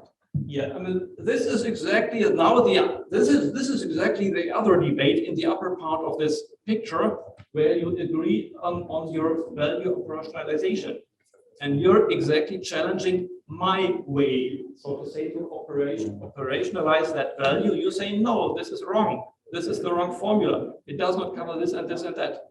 I would use the Fulham formula. And then we can compare the two different formulae and ask other people what they think about these plots, how look more realistic, how look more realistic, which one are in more agreement with their intuition about how these values should be, so to say, implemented. Okay, I think for the sake of time, because I guess we will have no discussion in the coffee break. It looks like. So for the sake of time, I want to give the microphone microphone now to Professor Andreas Hein, and please. Thank you. So I try to compensate the time. I tried in 5 minutes, but I'm not sure.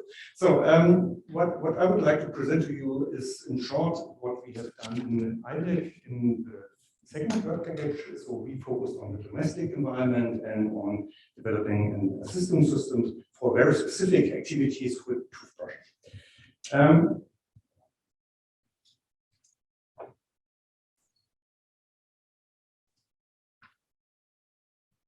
So what we have done in this project is twofold. So on one hand, we have, of course, asked participants on 2 levels, so on a very abstract level, on what is their attitudes toward assistant systems, and on a more concrete level, what kind of assistant systems, in which respect of an implementation they prefer. So this can be seen on the poster. I will go to detail about this. So I will talk about what have we done on the level of implementation of an assistant systems. And of course, in a project like IDEC, it's not possible to start from scratch. Therefore, we have to combine different projects, different architectures, different components we have from other projects. And therefore, I will switch between 2 projects. So therefore, it's a bit difficult to follow me. But this is, well, something that is quite similar to what Filippo already said. So we need, of course, in our architecture, some kind of a sensing system. We need to know what happened, what's going on in the scene. Currently, we have to connect this to some kind of a process model. So either learned or predefined. So toothbrushing is, of course, a sequence of different simple actions we have to do. And of course, we have to think about what kind of hints, what kind of interaction can be provided to the people with dementia to support them to do this successfully. So, and as I already said, we start this development with a project in another context. So for people with cognitive and motor disabilities in so-called Schweda workspace. So it's a very specific institution in Germany, at least in Germany, where people with disabilities are trained to come back to the labor force, to the labor market. And within such institutions, so this Schweda workspace, of course, we also may introduce systems to do the work more flexible. So, and therefore, we implemented a robotic arm there, and we try to give the people with disabilities systems to perform a specific, well, a bit artificial task. So, placing bricks to simulate this task like as assembly task in real situations. So this is what we already have done, what we have done in studies. And to adapt this architecture to what we will do for people with dementia, of course, we have to first train the system to the new objects we have to recognize. So, and this is, of course, a typical scene, what we may also know from our home. So we have an unstructured environment, so it's difficult, different to industrial applications. So there's no structure, there's no predefined positions of some objects, there's sometimes more objects, similar objects, something like this. And of course, we have to train our object detection system to identify the most important objects. So the mouth, of course, the toothbrush, the toothpaste, something like this. So, and of course, it's not possible to train to have an 100% accuracy, so we have an error in this. And the error depends, of course, on simple object detection, but also on detection of current work step. So we, of course, combine this. And just to have an idea how this will work, and well, we are not able to do recordings of real patients in their homes, so therefore we hired an actor, and this actor tries to, well, simulate patients. So this looks like this. So of course we have different scenarios, we have different abilities or disabilities of the actor, and of course, well, a lot of fun to record this movies. But this is of course a basis to check whether our object detection, our work step detection really works, and well, of course, that we can work with different processes, different sequences. So this is one important thing. And of course, if we do this, then per work step, we have different accuracies, and if you look only to accuracies of object detection, then you can see we have a broad range between almost 0 to 100%. So this is what we can do currently with our technology. And of course, we can, as I already said, we can combine with the workspace and trajectories of objects and skeleton points. And then, of course, we can do something like this Gaussian mixture models to separate the different work steps and therefore to detect this in near real time. So this is quite important because we need feedback to the patient, well, of course, within seconds after a wrong step. So this is, of course, one part. And the second part is how to integrate this into models and how to give this assistances. So we will not go into detail. So we have done this modeling in a specific language. So it's not so important for you, but just to have an idea what kind of hints or what kind of feedback we give the robotic system. So we have a number of gestures of robotic systems, some simple gestures in distance, just catching the attention of the people, and some pointing gesture close to the objects to really steer the attention to a very specific problem. And of course, we can also partly automate the whole process. So that means we can place the bricks at a correct position. So of course, this is what we can do from technical point of view.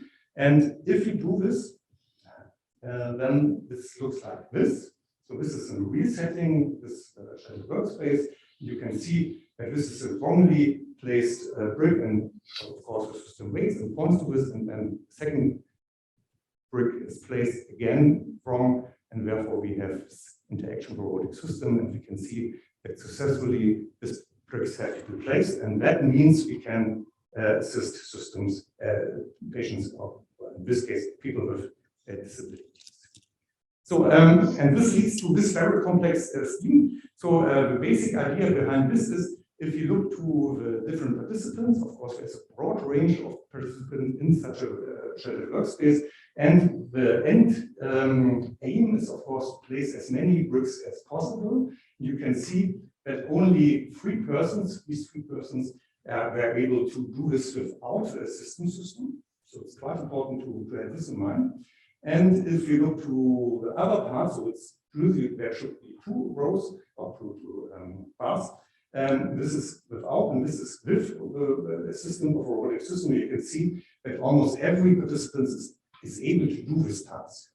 Well, with different degrees of assistances, but it's working. And of course, this is quite important to show this is a successful approach.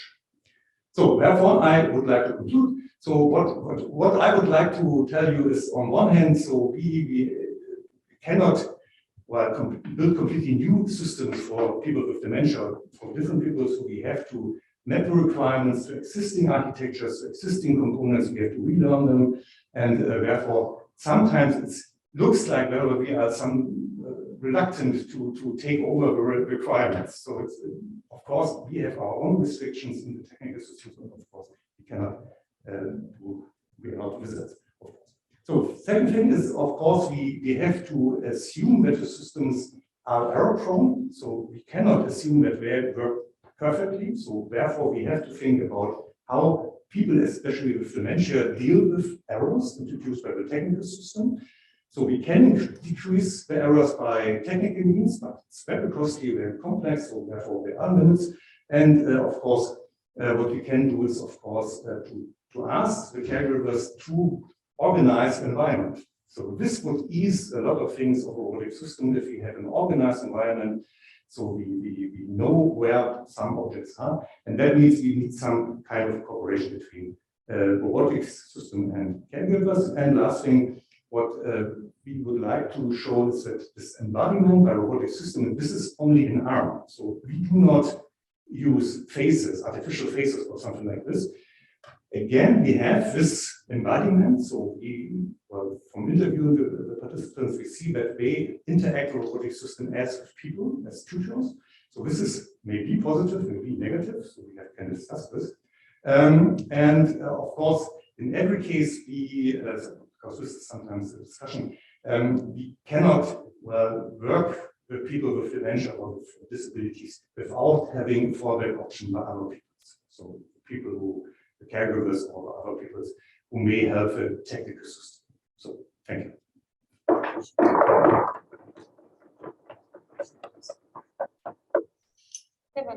Okay, so I think we should switch computers. Yes. And while we switch computers, please, questions, please. Go ahead.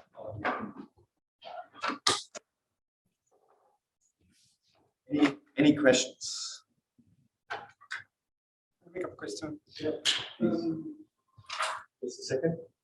No, there's a question.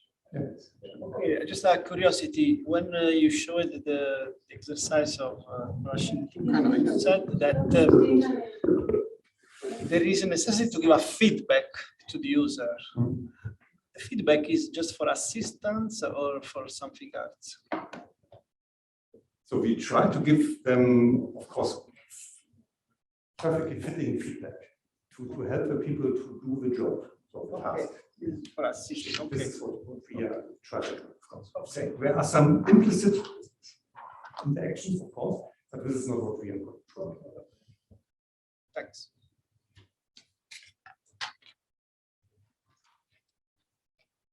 One more question for Andreas?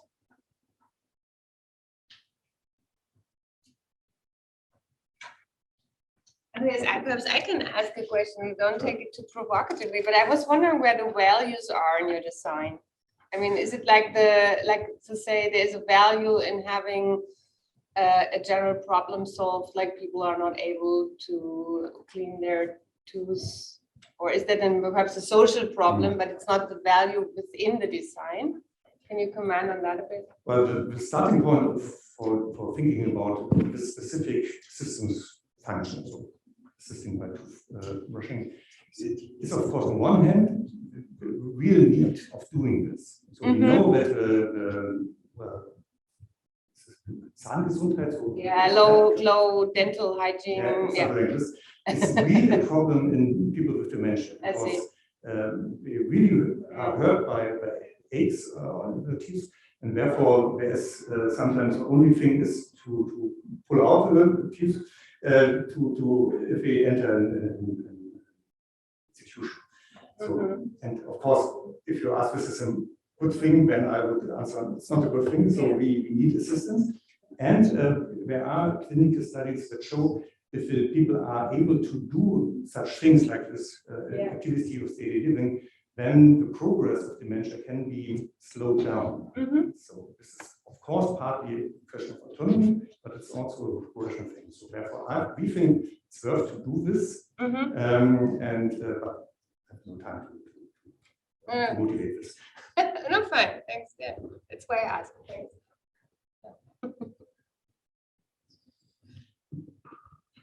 Yeah, so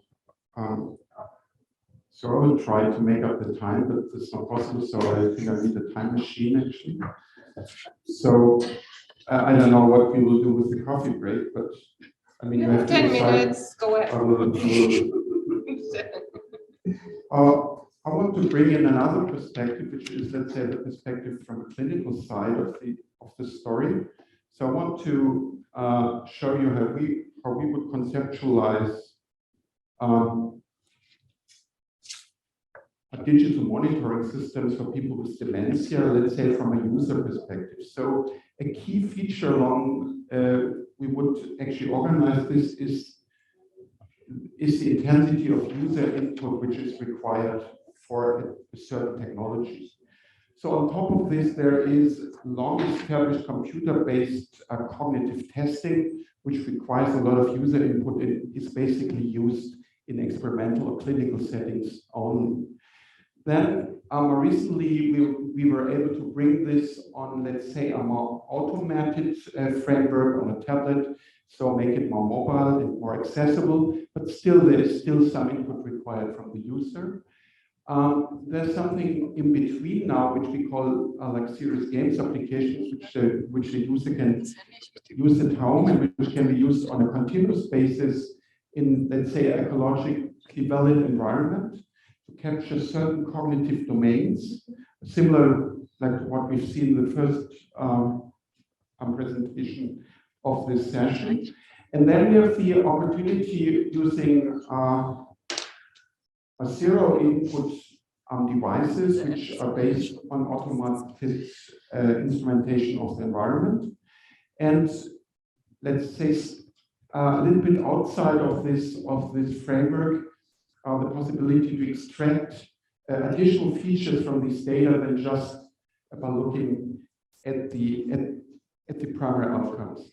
I want to shortly give you a few examples along all these domains, but skipping the first one because this is the most uninteresting one. So, for example, for automated testing, we at the moment are ongoing a study on automated speech recognition with a chatbot. The chatbot calls the patient at home. Patients are included in ongoing clinical cohorts in Germany, in France, in Scotland, and in Sweden. And they are undergoing some cognitive testing by this automated bot.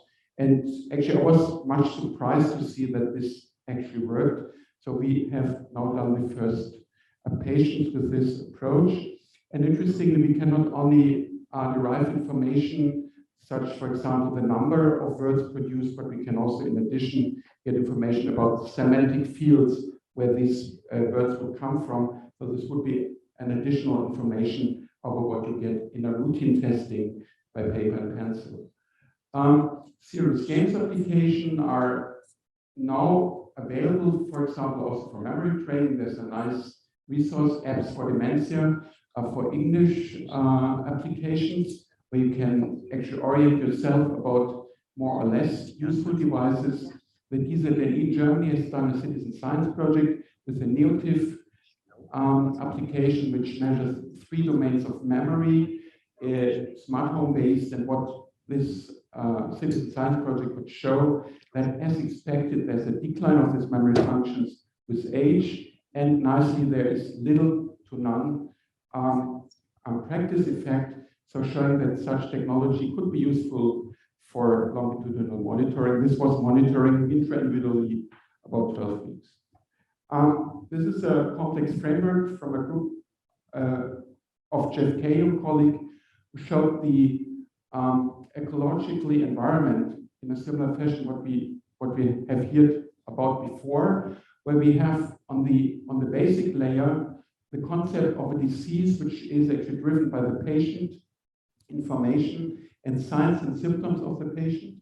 And we can add another layer here with this, what they call here the biosensors, what we would call like an assistive device, where we can capture directly certain readouts like motor function or the location of a person. And then if you combine this with some framework behind it, we can even infer about underlying impairments of higher level constructs such as social salient activity or mobility, or even capture dimensions of quality of life.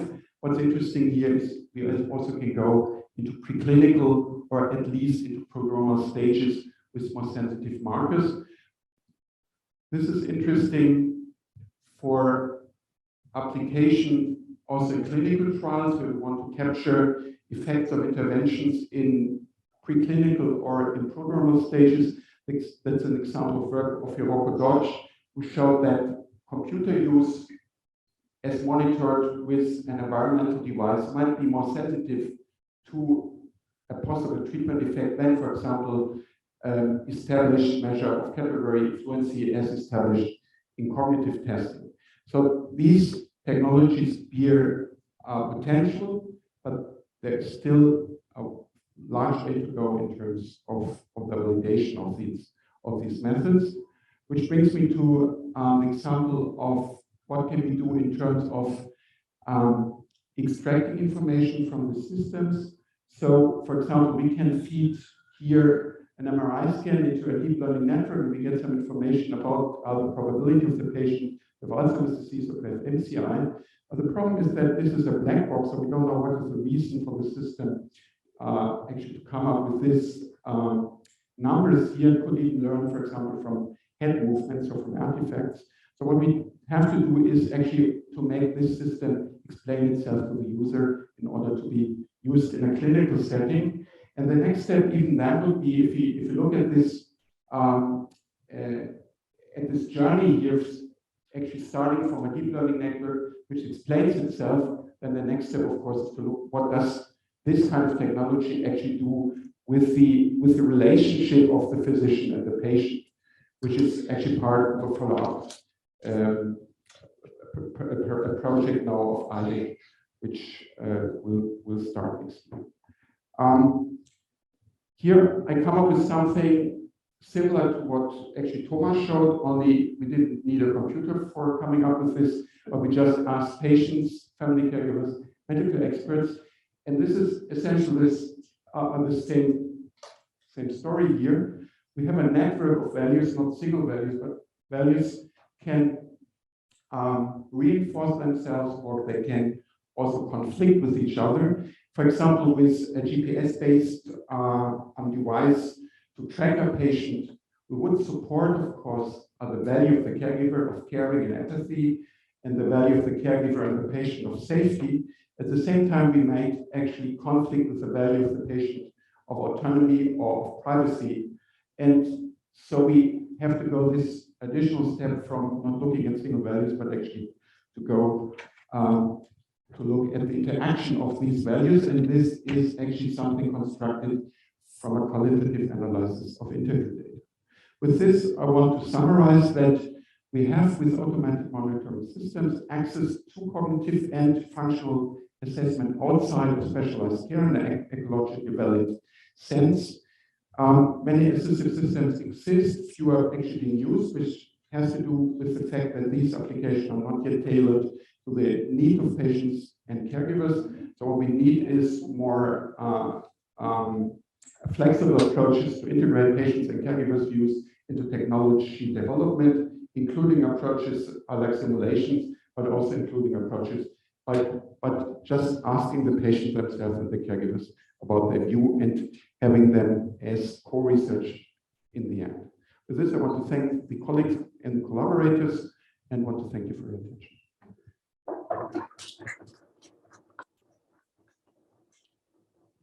Okay, thank you very much, Valentine. Yeah. And now, are there questions? We have time for one or two questions. Yes, please. Stefan, for the overview. In your question to Filippo, you made a point of saying that not the robot makes the diagnosis, but it just provides information and then the doctor makes the diagnosis. But I mean, taking your expert diagnostic system, if it provides a diagnostic label such as AD or something, so what is lacking still from your point of view for calling this a diagnosis?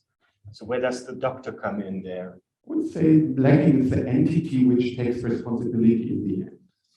Yeah. So I mean that's exactly the point here. So you come up with a label, but then you have to explain somebody who is responsible in the end why this number comes up, and then the person still can decide, I find this plausible or I do not find this plausible. And extending the point before, of course, we could imagine in the end also like a physician robot. I mean, at some point the physician could be replaced by a robot, but this robot would look very differently to a robot which is accompanying a patient. So it's a different story. So also a physician robot will have to follow other values and other features of behavior than an accompanying robot, such as a caregiver and a physician will have to be in different roles, even if they may sometimes also be caregivers, but it's not a good idea as a caregiver to be also the physician of the patient. Other questions? Maybe also general questions to everyone? There's nothing online. Yeah, I was wondering was the focus now on digitalized diagnosis tools would be probably put in the category of assistive technologies for care. in dementia? In the sense, is it really assistive to the people who need care, or is it just assistive or replacing professional staff in the medical clinical setting? So would you say this? I mean, it's a question, for example, when it comes to resource allocation in this field, whether this would still fit into the question under dementia care. How would you say that? I think it belongs to dementia care in a broad sense, because it, on the one hand, opens up some dimensions which are not accessible with current standard of care. For example, this assessment of prodromal or preclinical symptoms. This is simply not accessible. I mean, you've also shown this issue, this MCI patient actually grasping the glass. This is exactly something which is beyond the current, let's say, clinical standard. So here it adds something. And the other issue, of course, it's not only the patient who is being assisted, it's the caregiver who can be assisted, can also be the professional actually being assisted. And to be honest, much of this work, of course, is driven by interest also of big pharma, because they want to actually run their studies in earlier stages and have more sensitive measures for readout. And I think in a certain sense, this is also a good interest of patients if it's done in a good way. Mm-hmm. Mine is related to what Silke asked, and I would like to know your opinion. Should there be a limit to what technology should do? So therefore, in the care of patients with dementia, are there things that you would say, no, these are the things that technology ought not do, and therefore, these are diagnostic or anything should be only done by physicians and ought not to be replaced by technology whatsoever? I think there is, like what I perceive, there is a wide range in a cultural background. So if you see, for example, in Japan, what is accepted in Japan to be done by technical system and what is accepted in Europe, it would be much more restrictive. And I think at the moment we would be rather restrictive. And as I also said before, the physician should be the one who is actually taking the responsibility for a diagnosis, and then the interaction with the patient about what the patient wants or doesn't want. And I think we did in another workshop then that the most important button of a technology is the button to shut it off. And this should always be possible.